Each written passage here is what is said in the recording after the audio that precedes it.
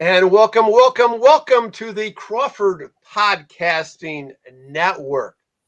Been a long time since I've done a Tom's Take plus two. I've done a Tom's Take plus one.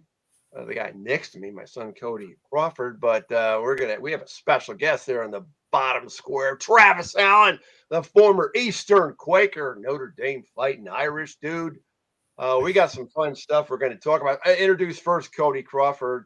To my left, or to my right, as you look at the screen, Cody, assistant football coach at Central Michigan University, working with wide receivers, coming off that Sun Bowl championship. Cody, how you feeling about the coming year? Feeling good. That's kind of where I'm consumed right now at the end of vacation. So mine's kind of heading that way. Everyone has that feeling as a coach right now, but good to be back here. I think this is our first time in video format with three people on. So I know we've had a couple of my friends before, so it's good to have another guy from Lansing on here. So I'm excited to get talking about some good stuff. Yeah, East Sider, Lansing strong. He's Travis Allen, as I mentioned, a former Quaker. And before we go any further, I just want to let you know, Travis, I know you've seen some posts. I don't really hate Notre Dame, but as Bo Schembechler was the coach when I was a student in Michigan, he kept saying to hell with Notre Dame. So that's kind of in my DNA with Notre Dame. But it's great. It's great to have you on the podcast with Cody and I, and we're going to talk about chasing your dream and living your dream. And both of you two young men, about the same age, are in that category and embracing it, and you're doing both terrific. And Travis, I want to start with you. So give me some background here. So you were 2012 for the Eastern Quakers, right? Yeah. Cody was 2011 for the East Lansing Trojans. So you did knock heads at least one game, right? Yeah, we competed a couple times. He was my older brother's class. Tyler, yeah. Tyler, and I actually played up my sophomore year. So I think a couple games against each other. Okay. Obviously, always a good matchup with East Lansing, tough team. Yeah. Well, so I think we might have. I think you guys split year, but yeah, I think they got us. Head to head, right, Cody? Yeah, I think that was it. I remember losing at least one time, but yeah, I remember actually Travis. It's funny we're here right now because Travis actually got me yelled at one time. I think my senior year by Coach Farraco, so I owe that one. Really? Yeah, no, I remember that one. Okay, Coach Farraco yelled at you, Cody. I never knew that. A couple times. Yeah. Anyways, guys, let's talk about first of all, we're going to go into some backgrounds, because you're coming out the same time, a year apart, going to college. Cody goes Albion College, has a great experience, and then you, Travis, you go to Notre Dame, as we talked about, and you still have you could have played at a smaller college, but you want to go to Notre Dame, and you said, hey, let's give this a walk-on try. Take us through that and what that process was like. Yeah, I remember just the process senior year was pretty late because I was waiting, obviously, for like an admissions decision for Notre Dame. And I had some D2 and D3 opportunities. And I remember my parents didn't really push me when I got accepted to Notre Dame, but it was kind of like, look, this is what you need to do. And once I got in there, it was tough to kind of turn that down academically. I know I talked to a lot of people at Eastern, especially Mr. Panici, who I was close with. Oh, yeah. Like, you're not going to Notre Dame, especially, on an academic ride. So fortunate enough to do that. And then kind of decided about walking on. So we sent film to Coach Kelly and the director of player personnel before I got to school. And they're like, yeah, when you get here, you'll meet us at the building. And kind of got that process started, which was crazy. It happened pretty quickly.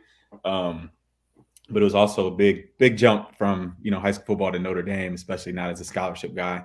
We're going there as a walk-on and just kind of learning that pretty soon you're going to be like a practice dummy scout team type of guy and kind of take on a different mindset than, who you were as a high school player. But it was a great experience, even though freshman year, like I told you guys, didn't play after my freshman year and then went back my junior year and finished it out. So thankful to finish it out and glad I did as well. So a double hit walk on at Notre Dame, you got to be in the history books on that one, Travis. I'd say it might be the only time. I'm surprised they let me back in the building.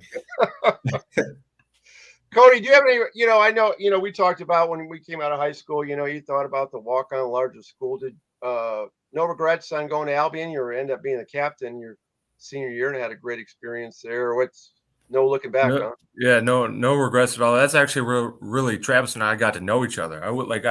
I knew of Travis, and him and his brother were my class. We were the same class coming up in high school, but I don't think we Right. actually really knew each other until we got Right. to college at Albion. And Travis would come down on the weekends because he was friends with Zach Hurth, the Lansing Catholic guy Oh yeah. on our Yeah. basketball team.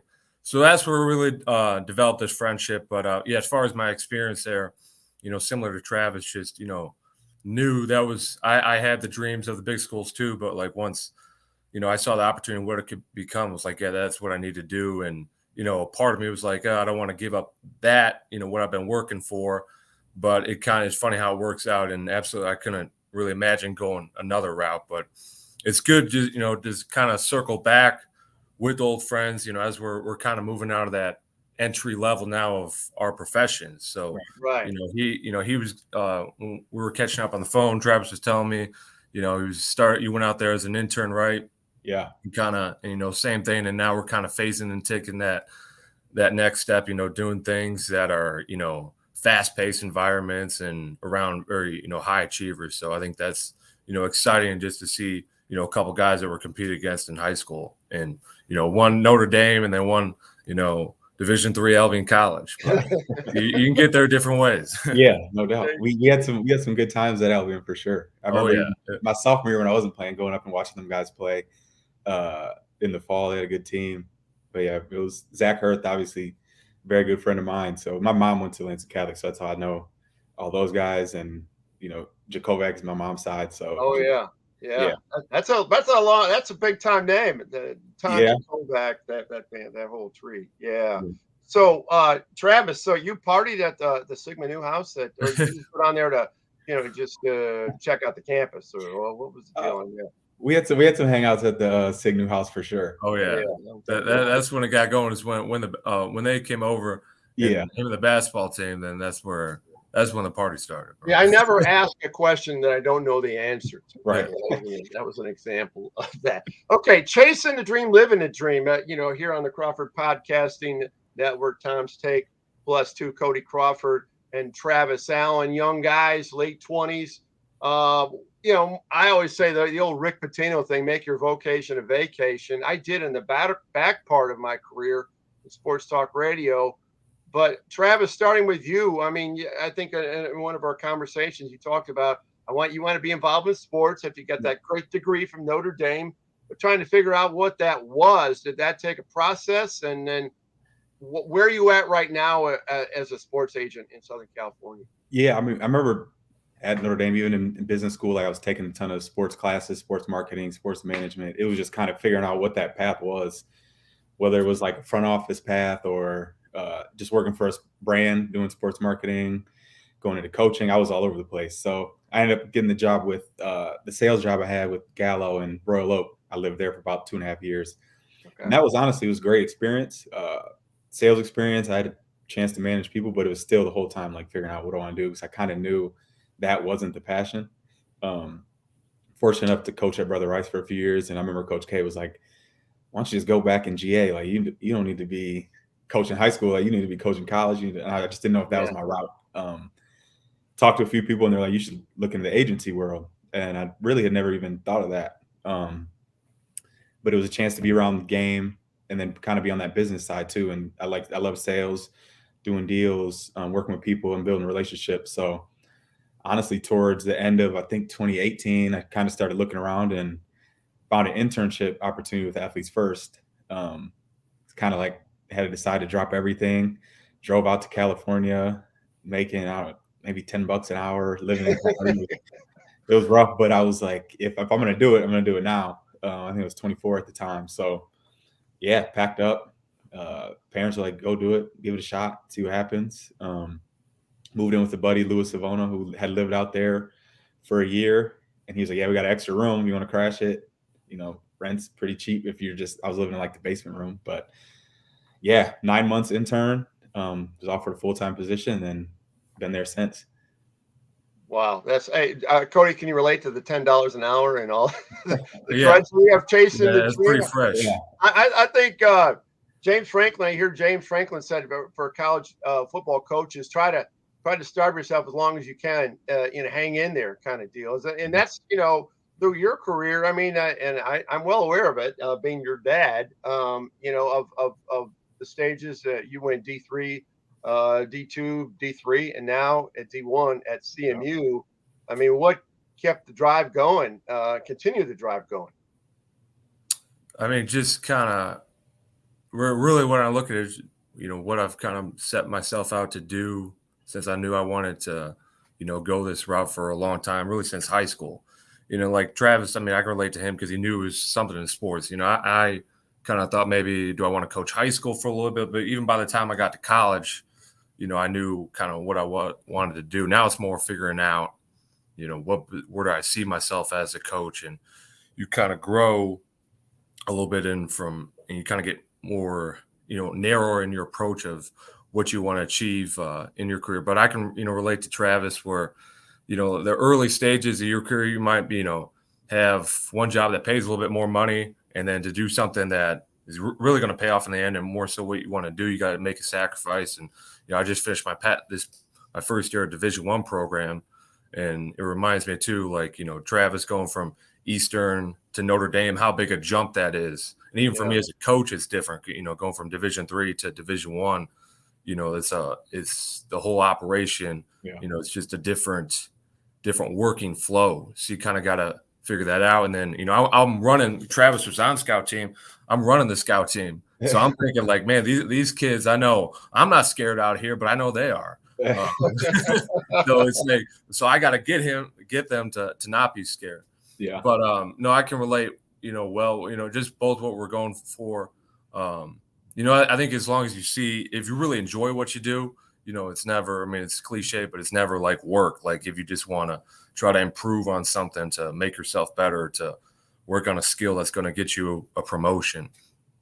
So it's never really feels like that much work, but you keep, always the end in mind. I know like I do that for myself. Then you can be a little bit more patient. You're still being, obviously we're very persistent, but you can be a little bit more patient. I think that's where you can get an advantage on people who end up, it's not satisfaction by, the end of the month, and they're doing something else. So I think you just got to keep sticking with it.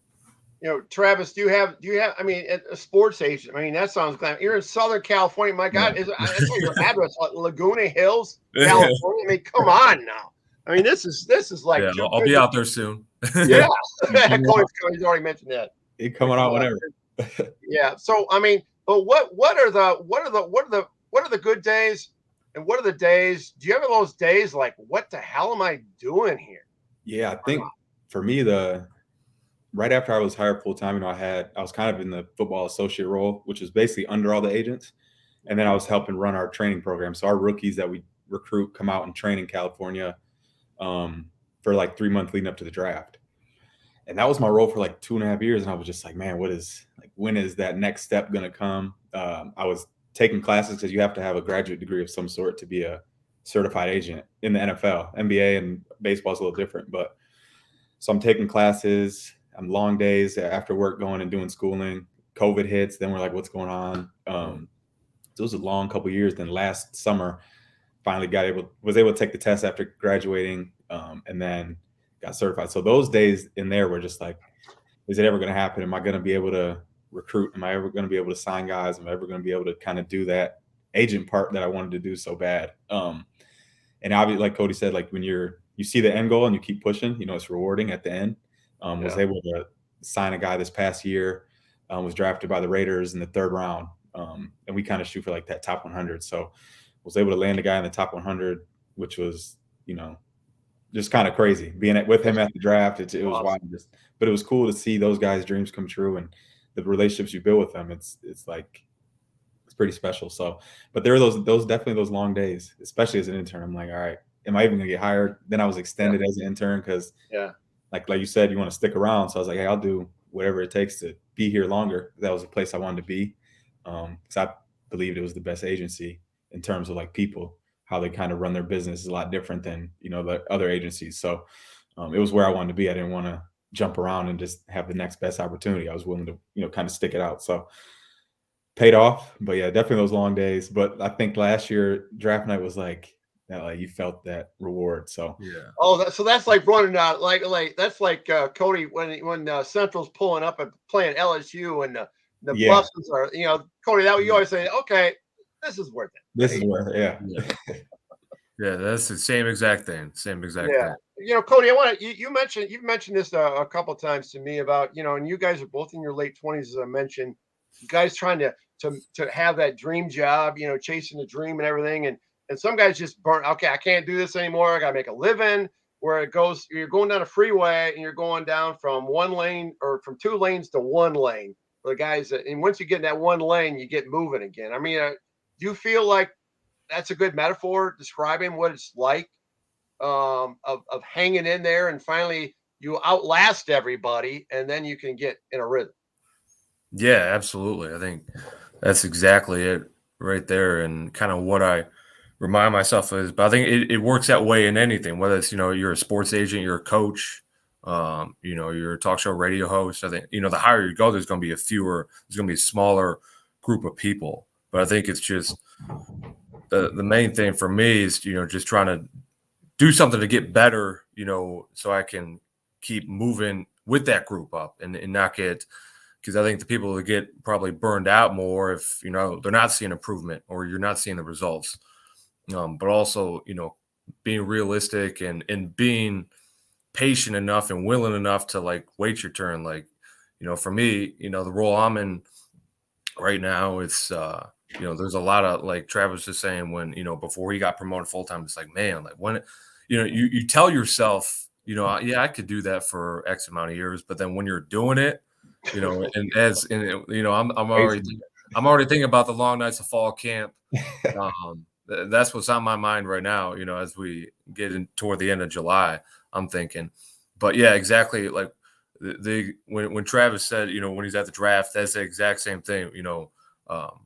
When we played, I think our first game in Missouri, LSU, you go into those crazy environments that every kid who play football, you grow up watching games on TV, and then you're there. It's like, all right, yeah, I'm still a little sleep deprived right now, but this is worth it. Yeah. But yeah, just staying the course, and then just kind of as you go, I think you also, the better you get, the more confident you get, and sometimes you can surprise yourself on how like ready you can feel, to take that next step. And yeah, if you're around good people, I think that's another thing you mentioned, Travis, is if you're around good people, it makes the whole thing easier. And around people that are doing it at a high level, then you're going into work every day and you're learning from people that you do a good job and you're a good person to work for. Good things are going to happen to you. So I think just keeping those stuff in mind, and even like the lows, that kind of colors it out, and or they don't make them as long lasting there. Travis, so in your profession, is it, do you still have, I mean, are there certain stages of your career, well, if I get to this point then I'm cruising, or do you have to keep producing and showcasing your skill set every day? I mean, what tell us what that career is like, and can you ever get a sigh of relief like I made it? It's a continuous grind. I feel like even me at 27, like I'm obviously been out of college for a few years, but I'm very young in the agency world. Like there's agents, in their 40s and 50s have been doing it for 20 plus years, and they're still having to grind and recruit, and they're on the road, all fall. I think when you get to a certain level, like we have, some of the top agents, some of them are at a point where kids are reaching out to them, which I'm sure is very nice. The 5-star, especially the NIL, it can start so early now. Yeah. These players are like, hey, I see kind of the players that you represent. I'd love to speak with you. Or their families are reaching out. But that's just a testament to how much work they put in the past 20 years. And, the guys that they've signed, the contracts they've done. So I think you get to a point where it doesn't get easier on the recruiting trail because there's so much that is going on. But I think, when you have a name and kind of like that credibility, you can get in the door a lot easier. You can get those meetings a lot easier. But at my age, it's like a grind. So I'm trying to learn from those guys every day. Yeah. tag along on meetings, whatever I can do to kind of see, how they do. But we have agents that represent Aaron Rodgers, Aaron Donald, Dak Prescott, like Jalen Ramsey, some of the top players. So I can learn from them and stick around them. It pushes me obviously to want to be better, but you learn a lot. And I just kind of try to soak all that in. But I think so Rob Pelinka was the former Wolverine. I think he represented the late Kobe Bryant, if I'm not mistaken. Yes. And then he segued into a general managership at an NBA, obviously the Lakers. I mean, is there other ways you could go as opposed to, that you could take your skill set and move it still sports related to something like that, like Pelinka did? Yeah. I mean, I've seen agents that go to front office positions or like pretty high level scouting positions. Some that want to get back into like the football buildings, or they even came from that route and end up in the agency building. So, because when you're there, it's just so small. You see the same people. I'm sure Cody feels the same. When you're in coaching, it's like you see the same people. Maybe when you're on the recruiting trail, or you kind of cross paths with the same people that are in their stage of their career. So a lot of these guys build these relationships with GMs who started as scouts and they kind of move up in their career. Now they're a GM of, say, the Cardinals. They're a top agent. They want a different job. They might cross paths again. So you can bounce around, which is kind of crazy, but it's like everyone's in that recruiting world, scouting world. They're around the game. So I think you're able to cross over. Like Pelinka, he was around basketball and forever, and now he's still just around basketball, trying to get the right guys for the team versus his practice. So, Cody, I want last topic for our podcast here on the Crawford Podcasting Network. Cody Crawford and Travis Allen, two up and comers in the sports field, in coaching and sports agent world. Cody, we've talked about different regions of the country and different. You have fellow coaches at CMU who think, the world begins and ends in the state of Ohio and other places. They think, hey, this is a hotbed, or Florida's a hotbed, or Alabama's a hotbed. Do you still? I mean, Michigan is not exactly, huge in high school football, but you're still very proud that you're from Michigan and Greater Lansing area, East Lansing Trojan. You're still proudful of that, correct? Oh yeah, I think you kind of take on a little bit more of that as you move further along. Like you go away, you go out of region, you go across the coast. In Travis's instance, you're in different areas, and then you can kind of pick up tendencies of people from other places of the country or whatever it may be. But yeah, I think it's important to have a lot of pride in the school you graduated from, your hometown, because that's really, that's the first part of your life where you went into college, and that was really the second chapter. So it's kind of, I think it's a very important thing, and something I have a lot of pride in being from this area. It's not athletes first. They're not like just mowing down the state of Michigan with guys coming out compared to other states. But I think still there's a lot of talent. I mean, you saw two guys in the first five, of the NFL draft from the Metro Detroit area. Yeah. There's a lot of talent. There's a lot of football talent in this state too. It's just relatively, but yeah, I think we're a little bit more, I guess, broad in our approach to sports. Maybe that's it. We're also, have cold weather to deal with too. So that's why, there's football is huge, more so out west or down south, and it's just natural by that. But yeah, definitely. I mean, had a lot of good times. I just remember my upbringing here, and playing high school football. Against Eastern, Holt, Okemos, those were great times. But it's cool to see now, because that's one more thing I think you kind of develop too. Or we're both recruiting guys.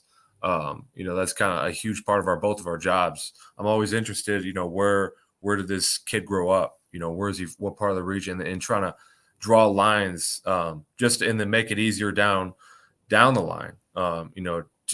To predict in sort of way, but learn about people's upbringing, or people from that area or that particular neighborhood, whatever it may be. I just find that kind of interesting, and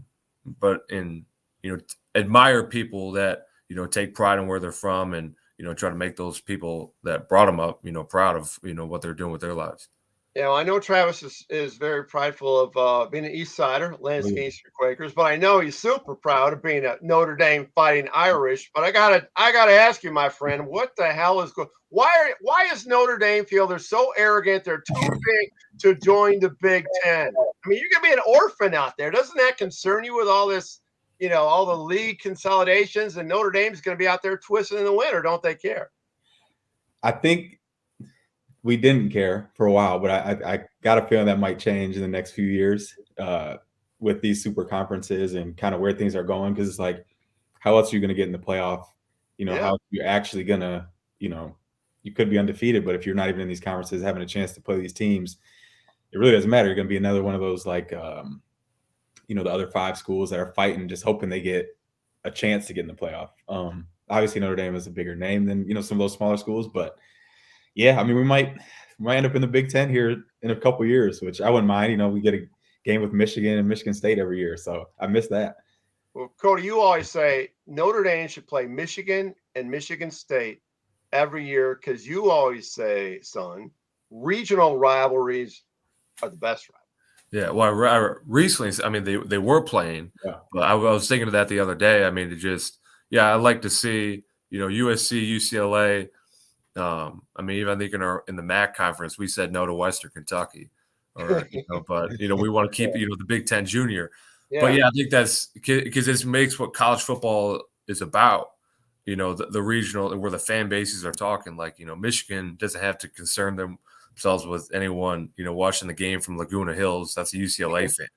So if they lose to them, it's no big deal. I think regional rivalries are great. We have in the MAC conference.